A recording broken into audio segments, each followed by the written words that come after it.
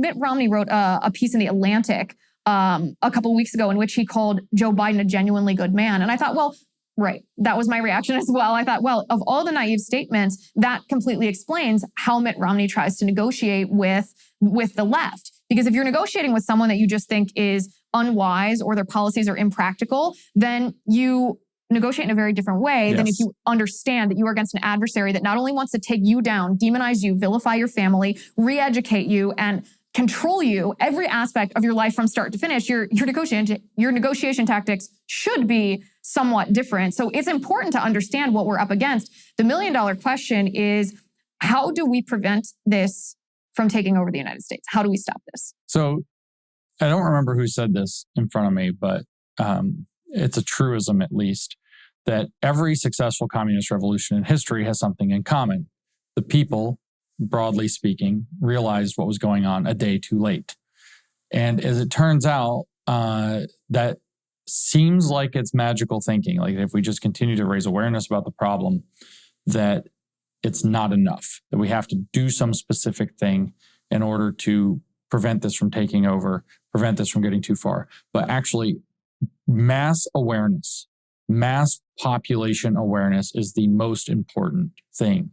You want 15% of the population ready to start yelling whenever they try to implement another one of these policies that will take, as we talked about, are not so well-informed, not so intelligent.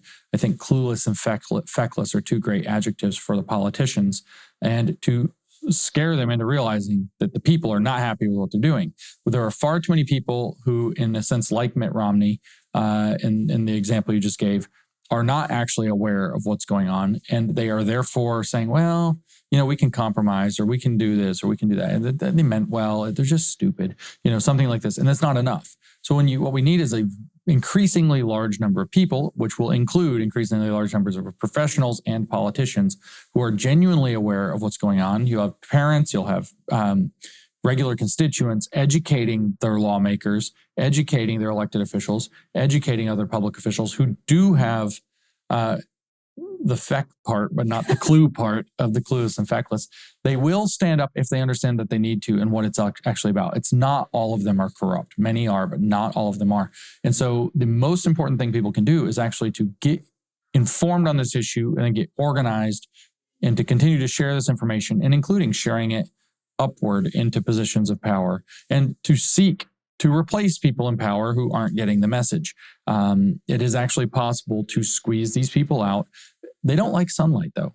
So as people become more and more aware, they have to keep shifting their tactics to try to hide. Solzhenitsyn wrote that, the communist, when he has power, acts in a particular way, but and we all know how brutal that is, or we should know how brutal it is, but until he has power, it's necessary for him to adopt disguises. The goal is to pull the mask off over and over and over again, or to get them to flip out and take their own mask off like they do with just about everything once you can get them to admit it. One of my personal goals for the near-term future, I hoped it would happen around the 4th of July, is to get them to openly admit, at which point they will double down forever, to openly admit that they are trying to dismantle America. I think they came really close.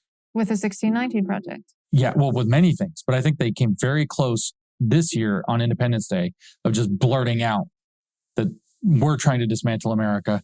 This country needs to go. And once they say it, they're going to be stuck with it. And I'm a huge proponent of this line of activism, is to force them to articulate and hold their positions openly, because they're not just very unpopular, they're horrifying. And when people realize what they actually are, like they did with the groomer issue, they will start to get more and more active to take the kind of necessary action to stop this, hopefully within the boundaries of law, restoring law in order to its proper application.